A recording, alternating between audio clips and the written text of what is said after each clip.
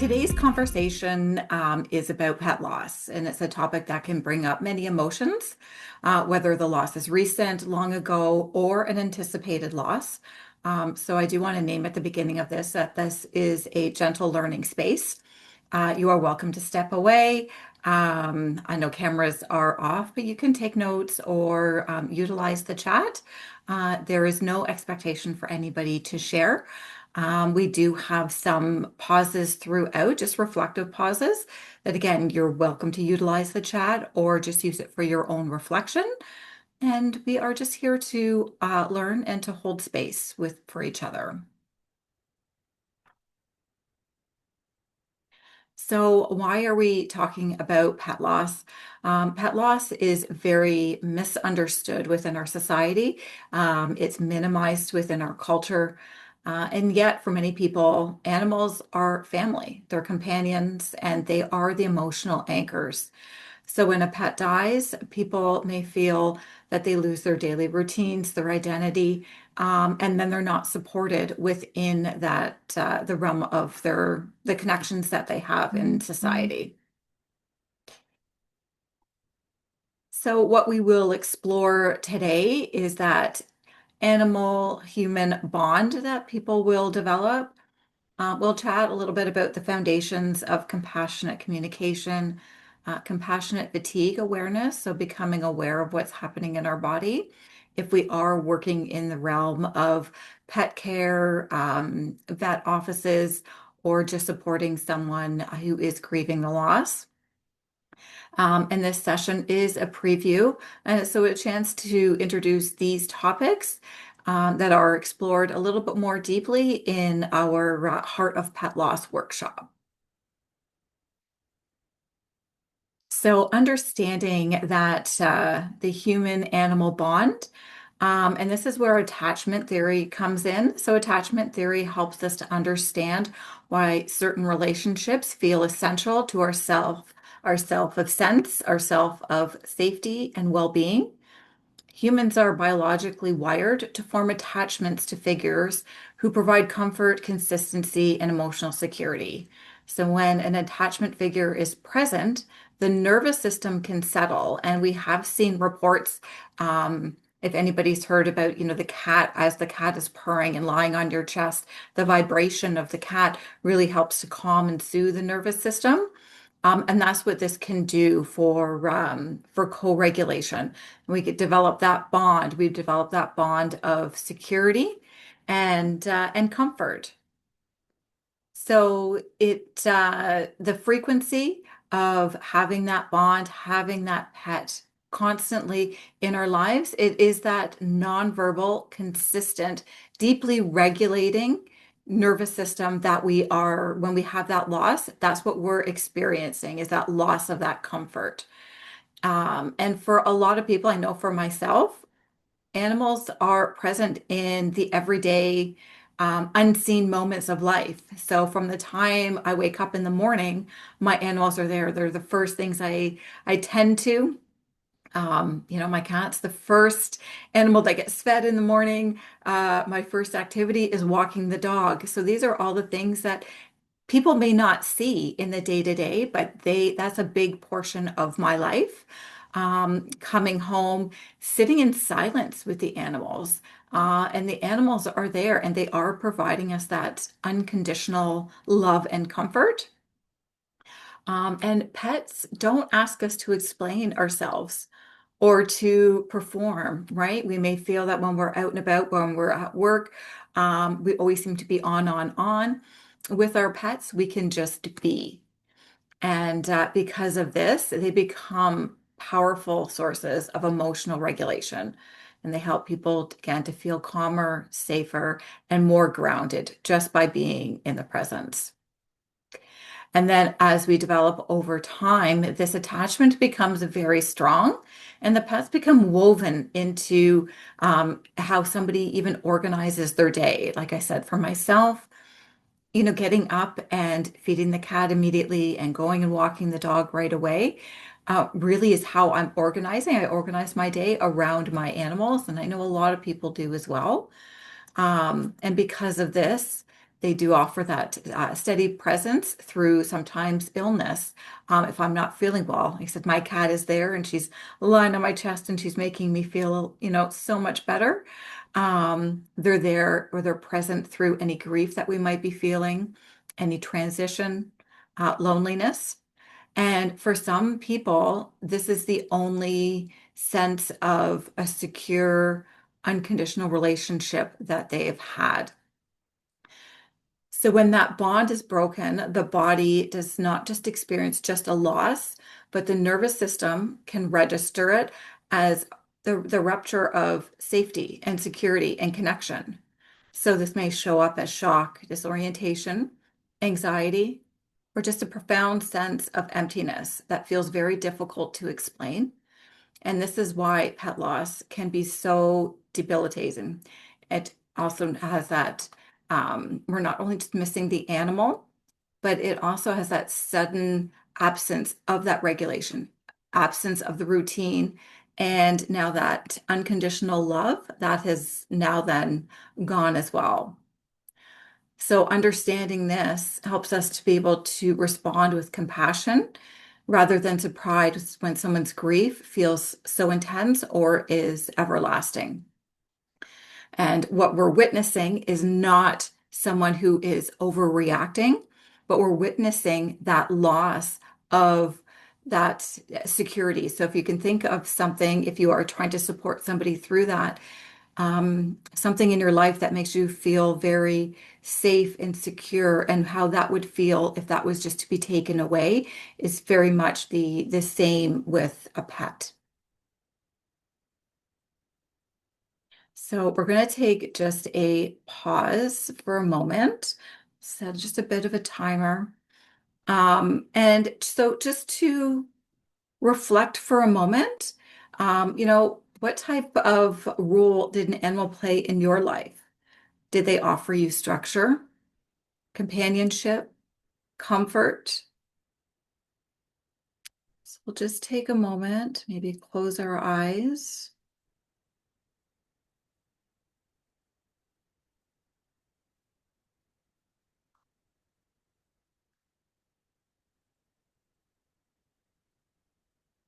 If you'd like to, you can put it into the comments.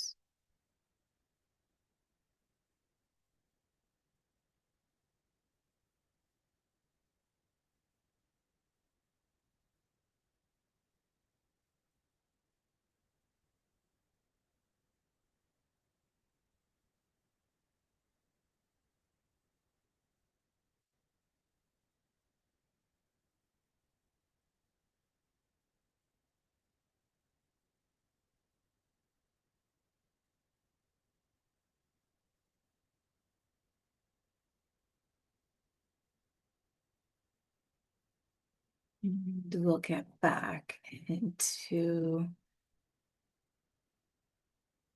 here we go. And so why does it hurt? Why, when we have that attachment, does it hurt so deeply?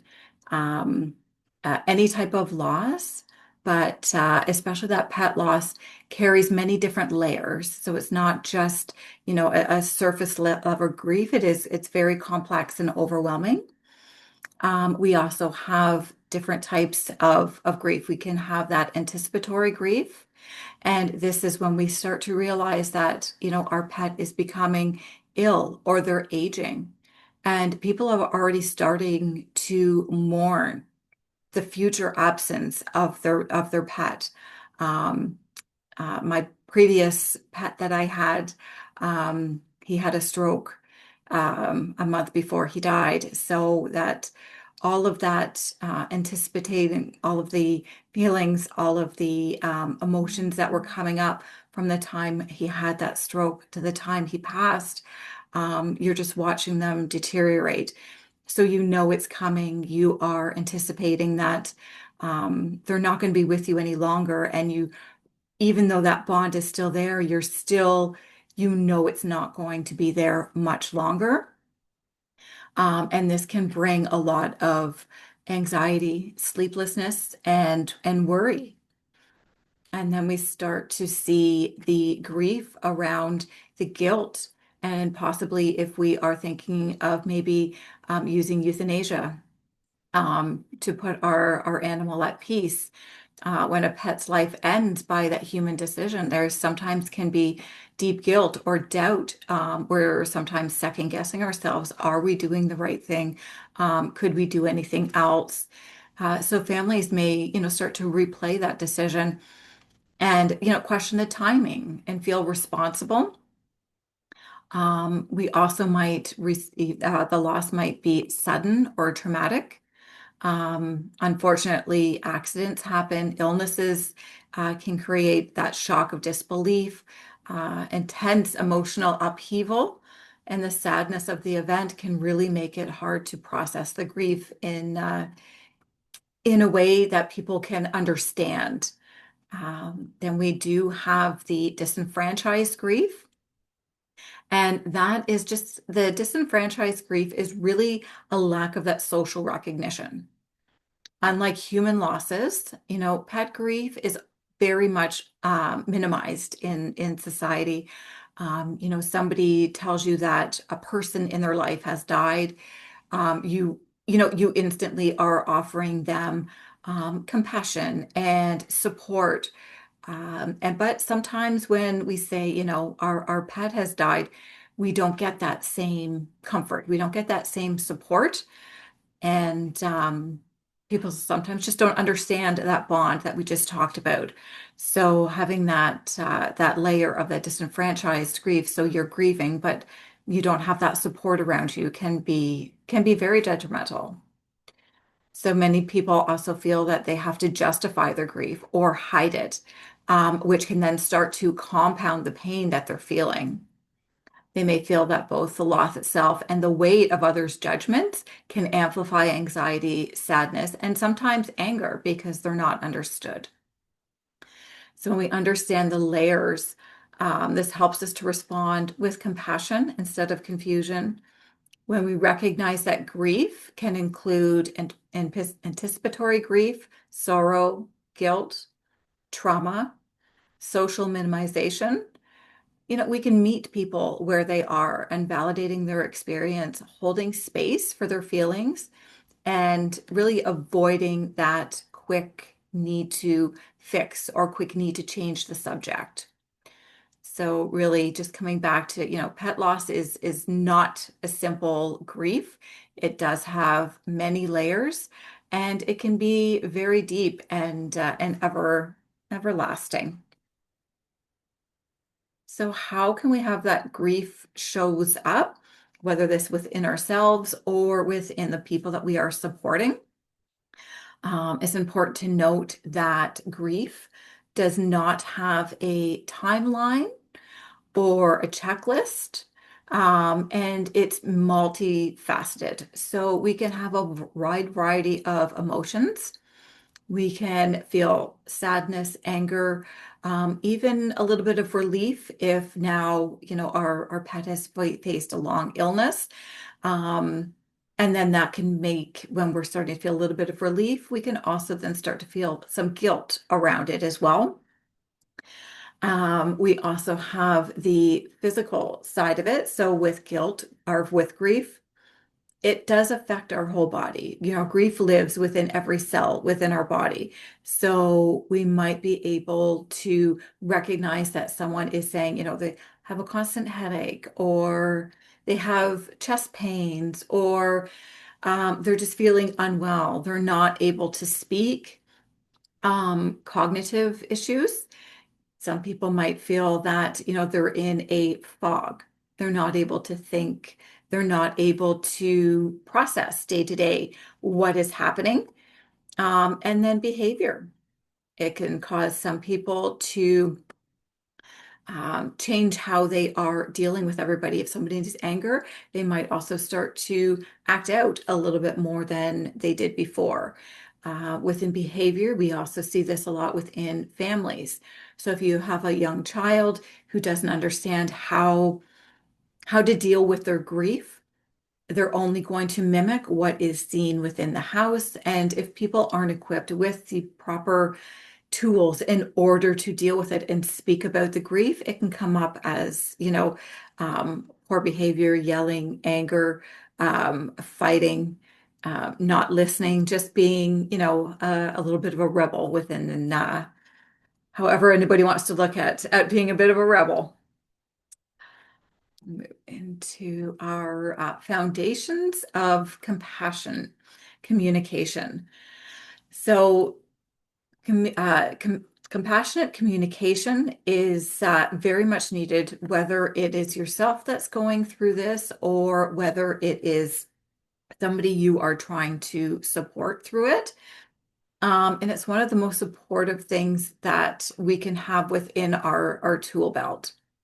So often our instinct is to try to fix it, right? We're human. As soon as we hear somebody is suffering or somebody is hungry or somebody, is not warm, our instinct is to give them food, to give them clothing, to really offer them comfort. Um, but within grief, we can't fix it. So understanding that we can't fix what is happening, we can only offer that presence, right? So while I said we want to try to offer them comfort, and while that may be very well intentioned, um, the impulses can be unintentionally minimize the person's experience. Somebody is telling you what they're going through, and then, you're trying to make them feel better, or you're trying to make them laugh. Some people may see that as you're not listening to what they're saying, and you're trying to either change the subject or you are minimizing what the communication, the feelings, the emotions that they're feeling at that moment, and then they may not come back to you because now they're just going to shut down a little bit. And over time, the more people are shut down in how they're feeling, that just starts to add more and more layers into that grief. And then they may not come back to you as a supportive individual. So say instead of trying to fix it, just staying present. Allow the person to feel, to be seen, and to acknowledge their grief. And this doesn't require the perfect words, or I honestly do. I wish I could give you a big script and say, just say this, and the person will feel seen and heard and all of that. But there isn't. Every situation is going to be different. And that requires attention, care, and patience. So, being able to pay attention to their body language. How are they when they are sitting with you? What does their body look like? Are they hunched over? Are they open to maybe you rubbing their back? You don't even have to say anything, just maybe sitting there holding their hand. If you've asked consent to rub their back or to hold their hand, that is presence over fixing. So not saying anything, just being there. And the simple acknowledgement can be profoundly healing. And if you want to say something, you can also start to acknowledge that attachment that they had. So, naming it. I can see how deeply you loved Max. Do you have any favorite stories that you'd like to talk about, Max? Something that you are acknowledging that they did have that relationship with their animal, and you're naming them. You're not just saying, I can see how deeply you loved your dog. Putting a name on it, acknowledging that, that animal had a name, had a personality.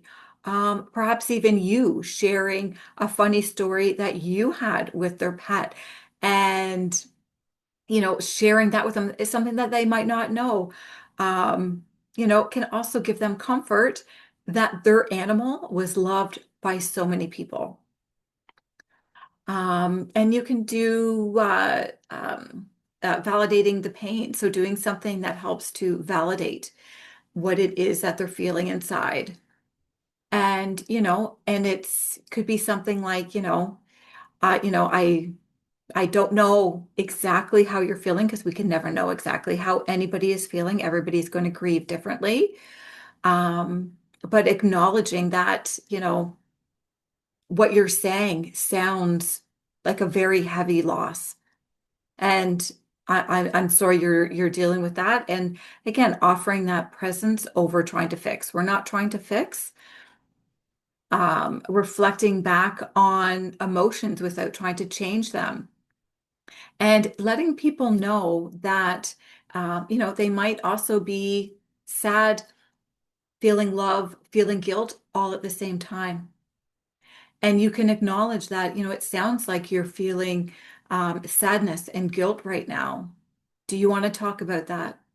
Do you want to talk that through? Sometimes people just do need to constantly talk things through, especially if it was euthanasia, where we're trying to assess within our own mind, again, did we do enough? Did we do everything that we could? Was the timing right? Oh, if I could have changed, I would have done this. Letting people talk it through.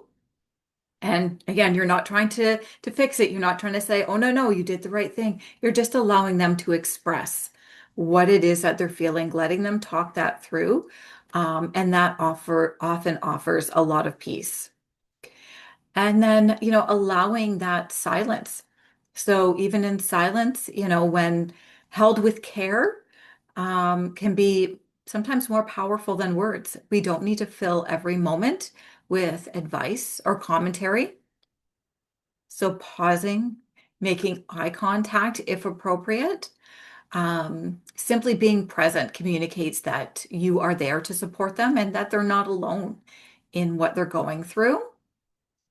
And it's also helpful to remember that compassionate communication is just about is just as much about listening as it is about speaking.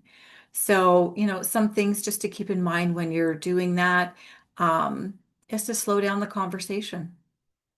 Try not to rush through of this happened today, da, da, da, da, da, where we're kind of just like, running through all of the motions. We're slowing down. We're letting the person who is grieving set the pace of the conversation. And this can be for children if you're helping them through it, or adults, or yourself if you are the one grieving. Slowing things down for a moment, and just talking a little bit slower, we can really start to process everything that is going through our mind and what we're feeling in our body. And then we're doing that reflect rather than fix. And we're mirroring what we're hearing instead of trying to resolve that grief. So if someone that mirroring, so if somebody is, starting to cry because they're overwhelmed with the sad feelings that they're feeling, telling them a joke to try to make them to laugh at that time might not be the most appropriate thing to do. So we're going to mirror that. We're going to, acknowledge that they're sad. Again, holding their hand, rubbing their back, just allowing them to cry and to express that is very powerful. We also can start to, again, normalize that feelings. Normalize that what they're feeling is absolutely fine for what they are going through. And let them know that, intense, complicated, sometimes unexpected emotions. Some people are just like, nope, I'm not, I'm a closed off person. Nothing's going to make me cry. And then when they get overwhelmed, their unexpected emotions that they didn't think that they would have. And then they get a little scared of that. So normalizing that what they're feeling is absolutely normal. So some of the things not to say, and again, we try to fix things, and especially when it comes to pet loss, there's a lot of things that we kind of, well, at least you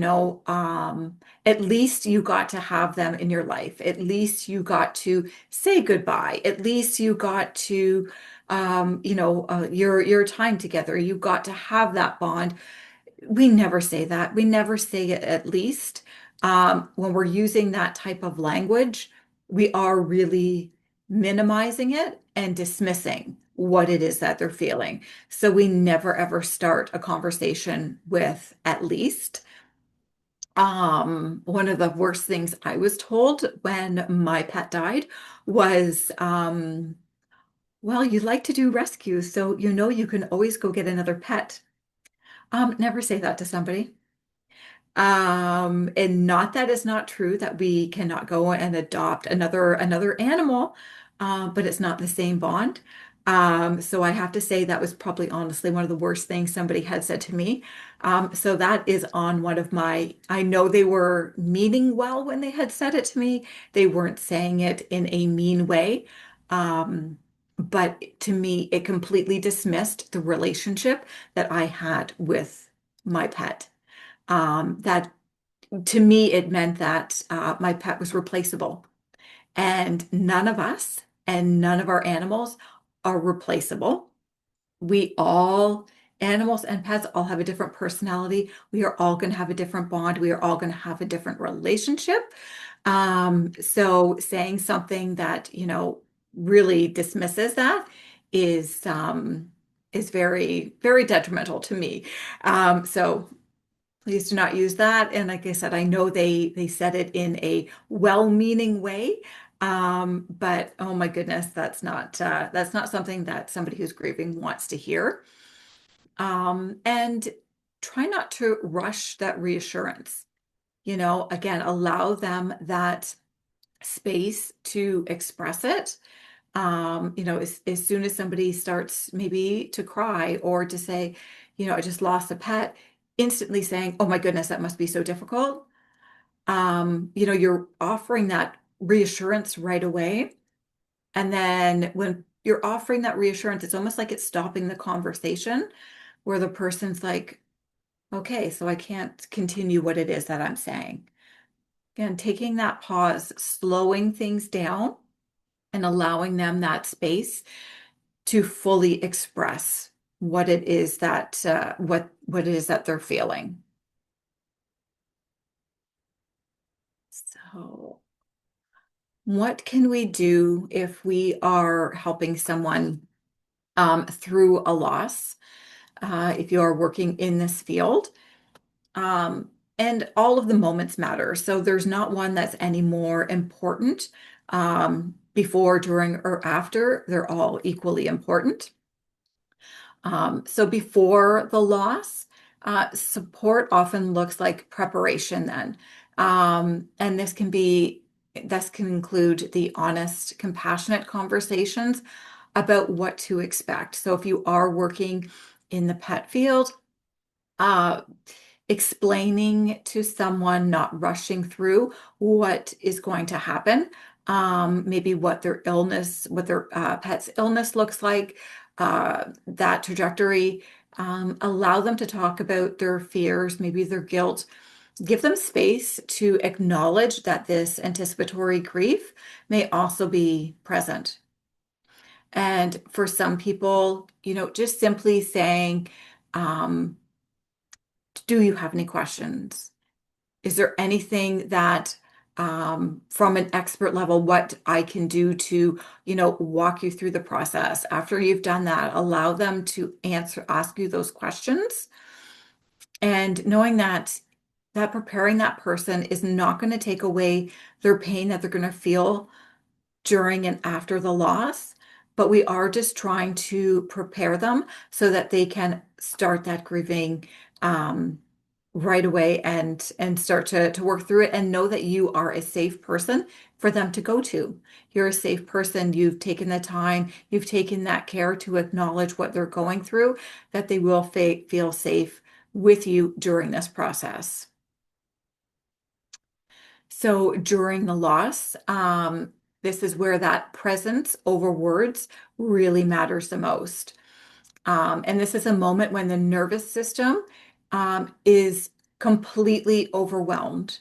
So someone can then offer that calm tone, that gentle pacing. We're going to try to help to co-regulate their emotions. And that could be, again, with a gentle touch, maybe on the back, speaking the pet's name, Again, if you are working in this field and this is maybe during the euthanasia process, keep explaining what is happening step by step, and then asking them, do you want to know what I am doing step by step? Some people might not want, but it's keeping that communication open and offering that presence. Often that silence while the procedure is happening, just sitting in silence, letting them, be present with you can be profoundly supportive.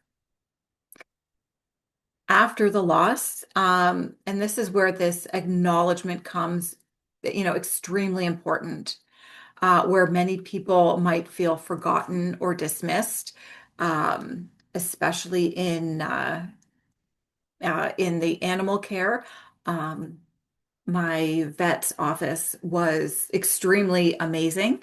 They had acknowledged what was happening.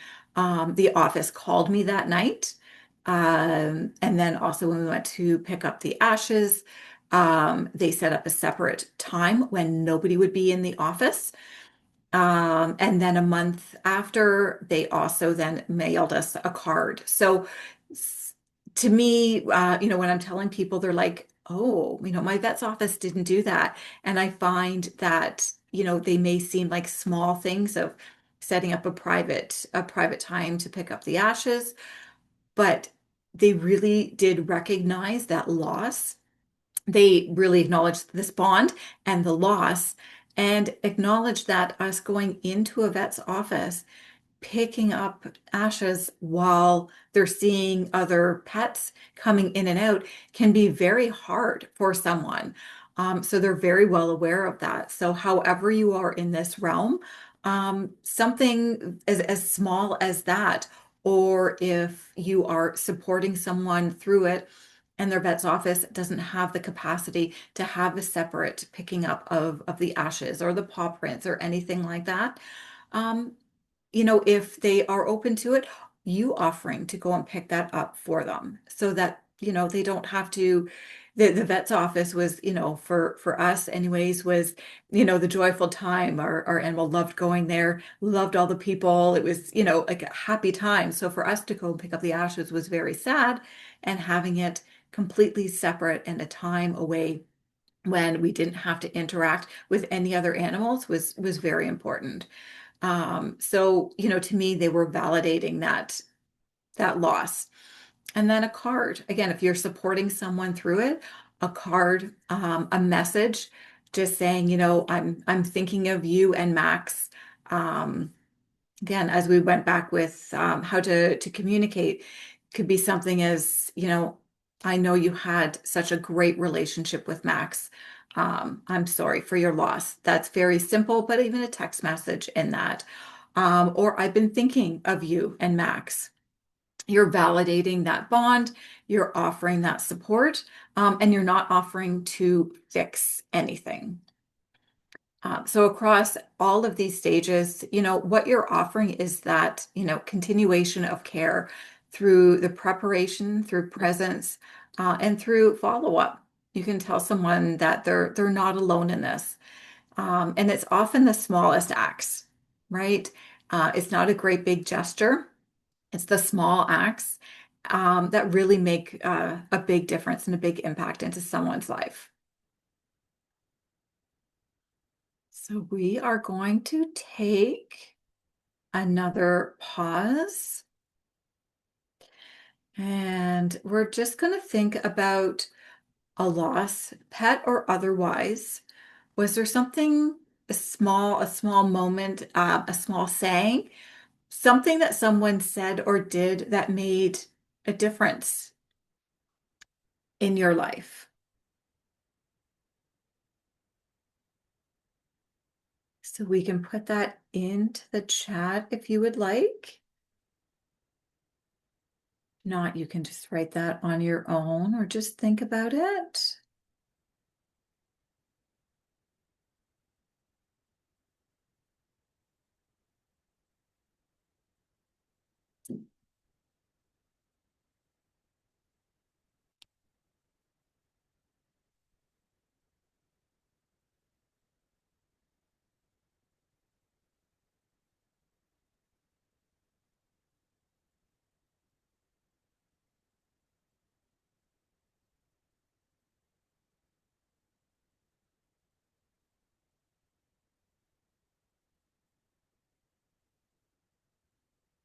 Now, let's just take a moment to turn that a little bit and think about maybe a small gesture that you could do for someone who is experiencing a pet loss.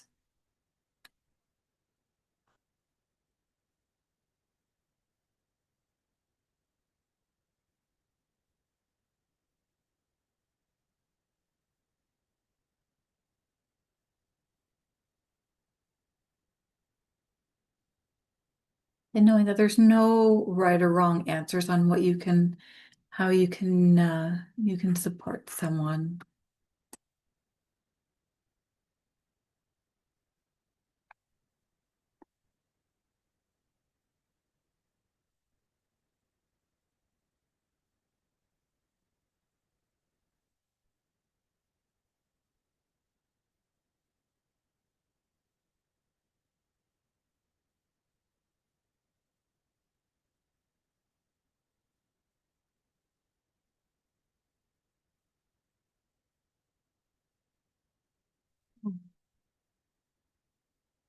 I'm just checking into the chat.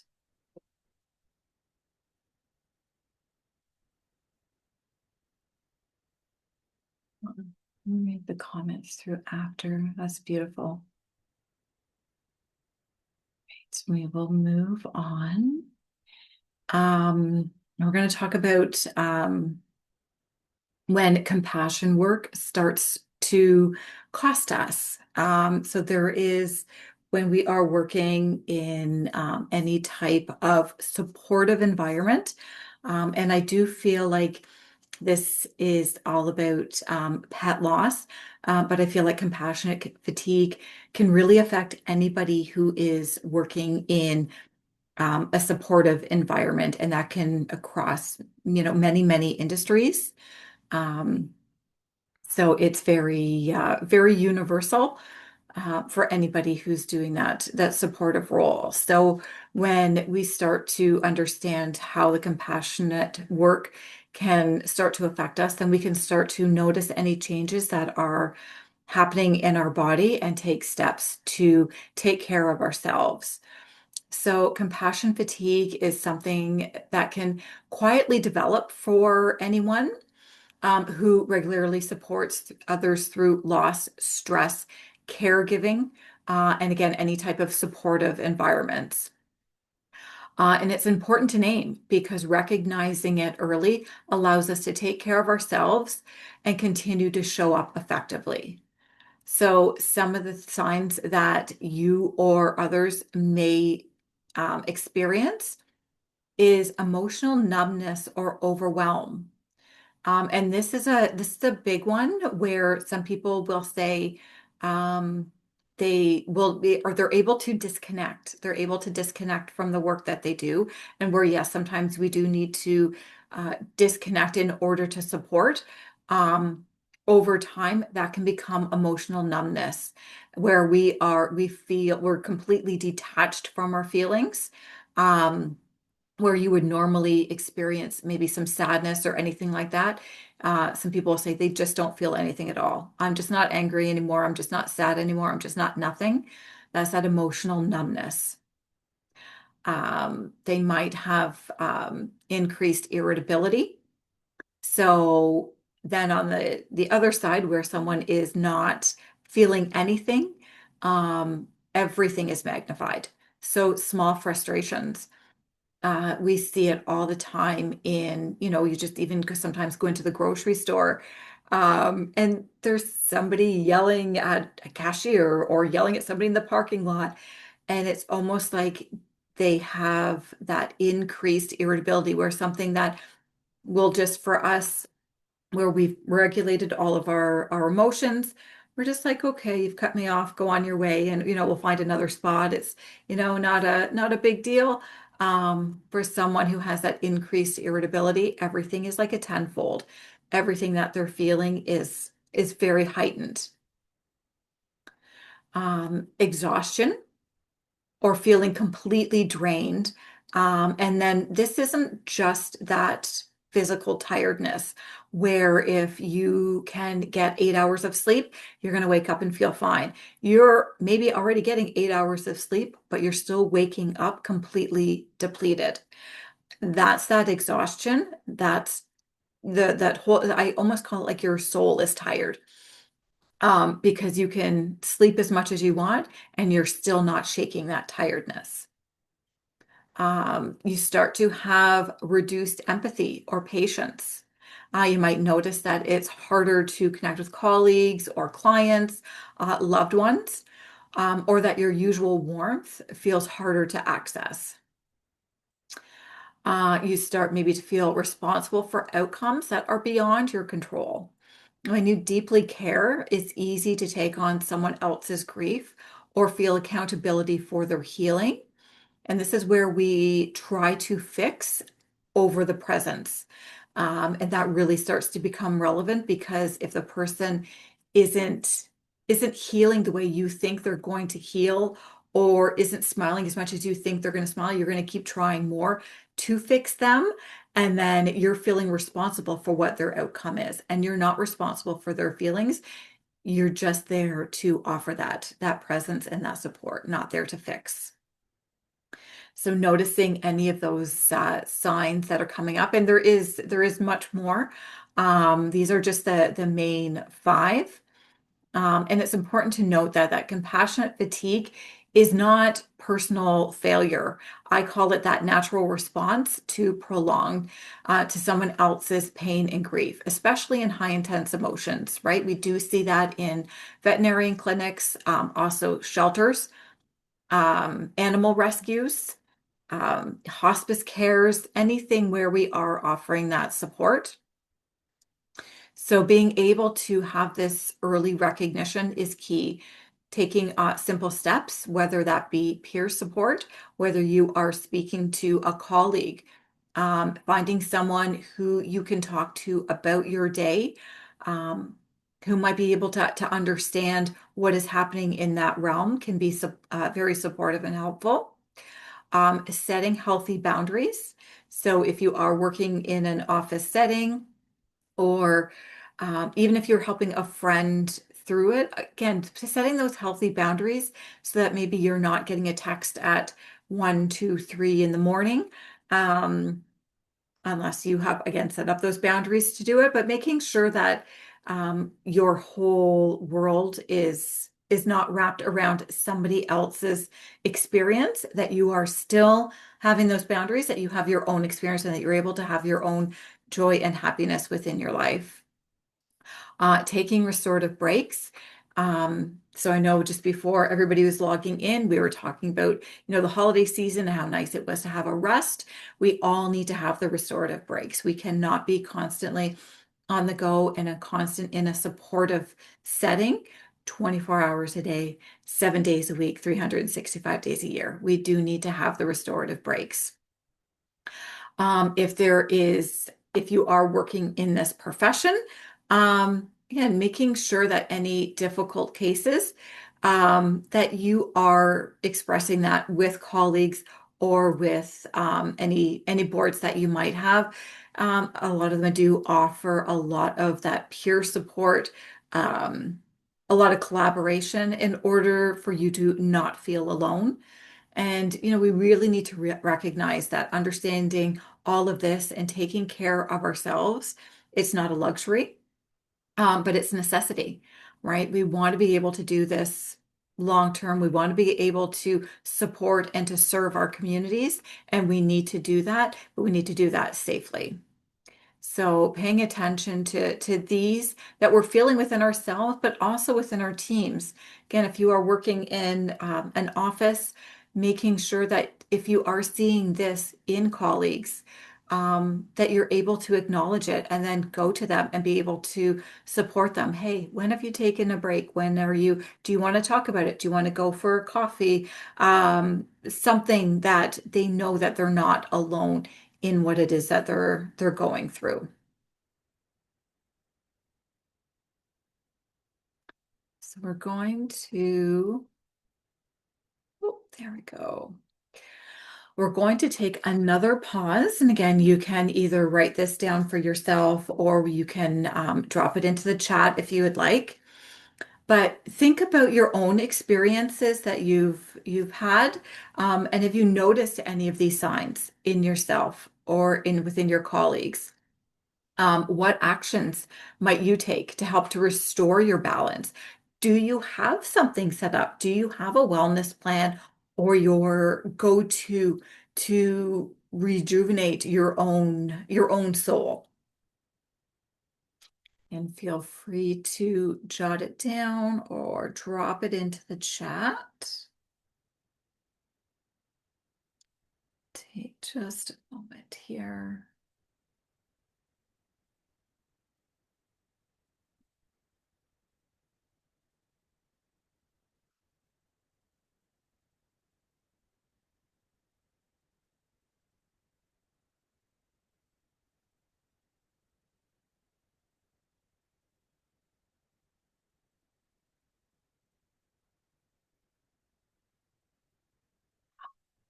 I love journaling. Yes, that's awesome. Getting outside with the dog. Yeah, a little vitamin D with the D.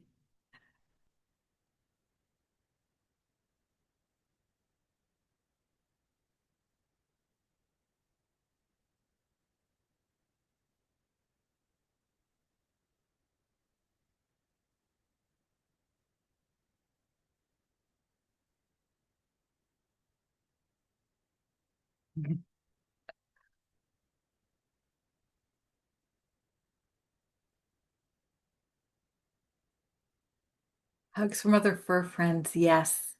Um, I like to say I know all the animals in the neighborhood. I may not know their owners or their humans' names, but I know their names.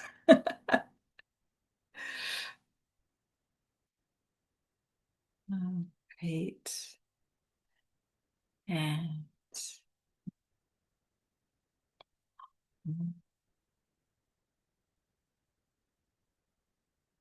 just looking at old photos. So I'll get into that when we talk about a little bit of the remembrance that we can do with it. But I love doing that as well. It brings up all of the good memories. That's awesome. All right. And so here is something that I like to do when it is when I'm feeling very maybe overwhelmed, and I'm just feeling like I'm not in control. So this is where I can anchor all of my senses and I bring it down to grounding myself, and really start to feel stable. So we're going to take a few minutes here. I'm going to get you to, I'm going to adjust myself as well. So adjust yourself in your chair. And if you can, have your feet on the floor. And we're sitting comfortably. And sit back in your chair.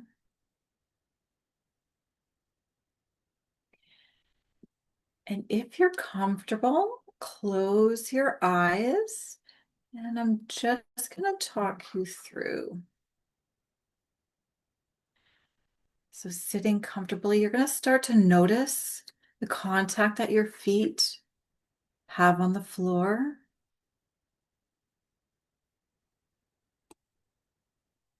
Start to notice your breath.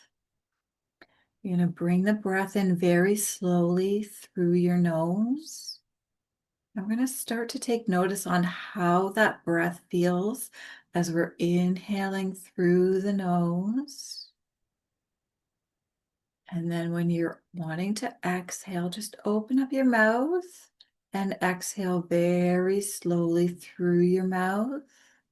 And allow the shoulders to drop as you exhale.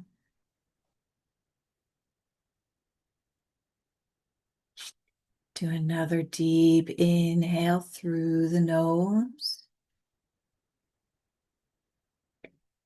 Exhale through the mouth, dropping the shoulders down.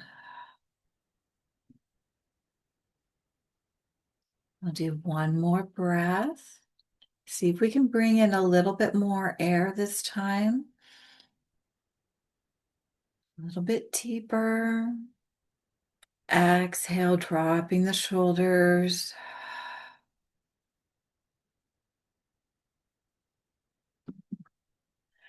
And keeping that relaxed body. Relaxed feet, relaxed hands. Slowly open your eyes and take notice of 5 things that you see around you. No judgment, just 5 things that you see.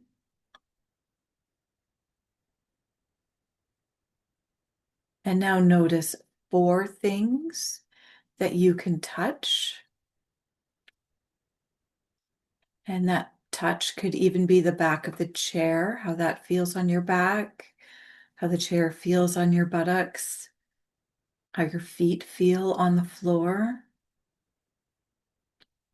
Noticing the 4 things you can touch.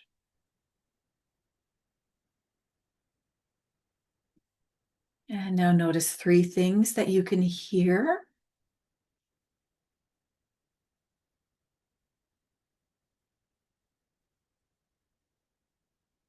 This could even be your own heartbeat. It can be the hum of your monitor. Perhaps you hear a neighbor outside.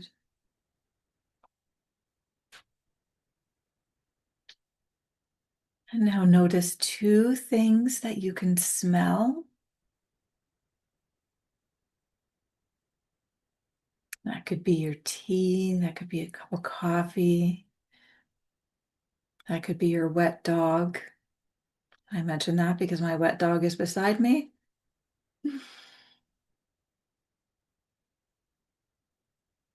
And now notice 1 thing that you can taste. If you've had a drink of something recently or eaten something, or just notice your tongue. Press the tongue to the roof of the mouth.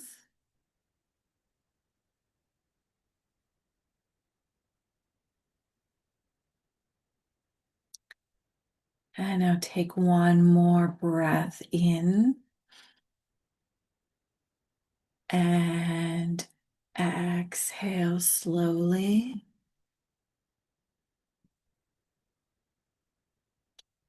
And then one last inhale. And exhale. So this anchoring our senses is a very quick way of activating our parasympathetic nervous system. And we want to, when we're feeling overwhelmed, that's because our sympathetic nervous system is in overdrive. We need to be able to bring that back into balance. And this is maybe you can spend as long as you would like, but we were doing that for, I think, about 2.5, 3 minutes. So it doesn't take long to bring our nervous system back down. And now, when we've done that, now we can make clearer decisions. We're able to see a little bit more calmer. We're able to not react right away. We're able to take that pause. And this can be done, anywhere. I just say, please don't do anything like this driving, but you can do it sitting, you can do it standing, while you're at work, taking a pause, in the lunchroom, or going and sitting outside. If you are able to get outside to do this meditation, it's absolutely incredible. If you can do it in bare feet on the ground, is amazing because we have nature all around us. But it really helps to anchor that in. And when we are feeling overwhelmed, like I said, and being able to activate that parasympathetic nervous system is important to bring it all back in.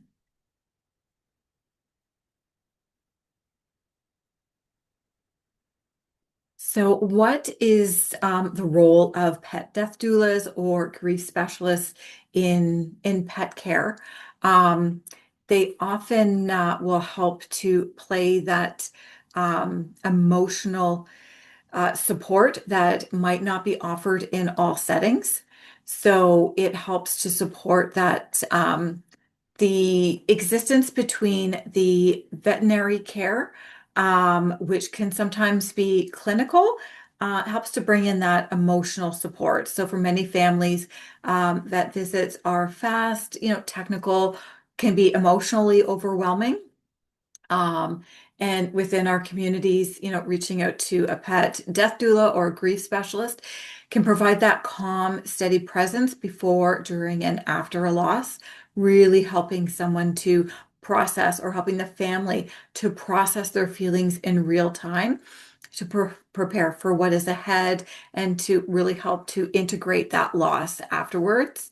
And it's definitely not about replacing any type of vet care.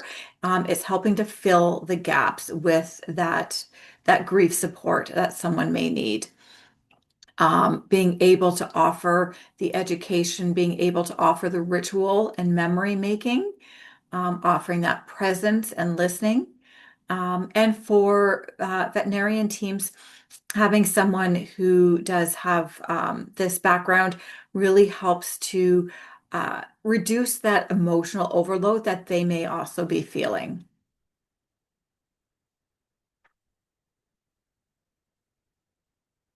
So, what are some of the rituals that we might be able to support with, or that we might be able to do on your own as a family? That memory making. I know Rosemary had put in the chat, looking at old photos of the pup who's no longer with you, and being able to keep those memories alive. Looking at old photos, maybe making a collage of them. Um, I know I had a friend after our dog died had took a picture of our dog and had it done into a painting. So we have that hanging on the wall. And then with his bowls, I had created planters. And so his bowls are still out there and we've made plants growing at them. So I feel like his legacy is still living on within the plants, and we're using his bowls for that.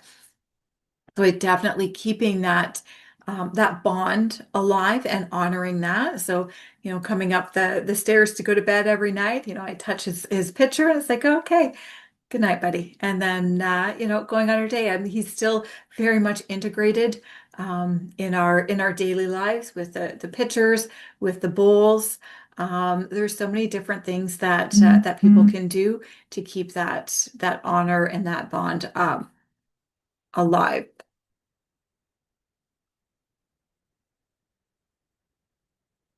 So this was just an overview on what we will be offering in the future. Um, Within that Heart of Pet Loss workshop that Chen and I will be having coming up maybe in a few months. And the full workshop will go deeper onto that grief education. We'll get deeper into the communication practices. We'll also touch on the ethics and boundaries, and more on that compassionate fatigue prevention that we can do. And how to know if this is going to be right for you. It is really open to anyone who wants to support others through pet loss with care, confidence, and compassion. You don't need to have a formal role in order to pop into this workshop and learn more on how to support your community. Even the small changes in understanding, communication, and self-awareness can make a real meaningful difference for those that are grieving. Checking into the chat. And yeah. And now, as we are wrapping up, thinking about what is one thing that you might be carrying forward. What's one thing that you might show up differently after today with somebody grieving? What's one thing that you might do differently? Or that you would like one thing that you would like someone to show up for you while you are grieving?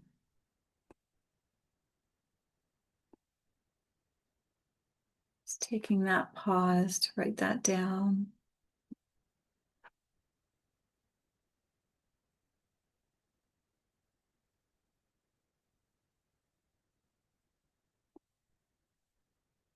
And then we will wrap up here. So, as we do come to the close of today's session, I do want to acknowledge that the conversation is part of that larger supportive community. And we only touched a little bit on how we can help, how we can show up for each other. And if you do have any questions, feel free to reach out to me or to reach out to Chen. Chen also has other certifications, which is that professional patient navigator wound care certificate, or you can join us in March as we start our a new session on the Death Doula professional certificate. So I will stop sharing. There we go. And just a note of thanks, Jennifer, for this really beautiful session today. And that touched us personally as well as potentially professionally, if anyone is on the line or watching this who provides care to families and members of the animal world that are part of their lives. And yes, maybe someone who's watching wants to join us for our Death Doula certificate. It's upcoming now in March. We have 2 sessions. You can visit our website at www.CHEN-network.ca. I'm just going to put it in the chat for you. And thank you, Jennifer, for this amazing session today. And we wish everyone well and take care. And hopefully we see you in our future session on Pet Doula or maybe even for Death Doula. Stay tuned for more events. Please follow us and keep track of us on Eventbrite and or subscribe when you go on our website and you'll hear about all of our upcoming events. Okay, take care everyone, and have a wonderful rest of the day. Take care. Bye-bye, everyone.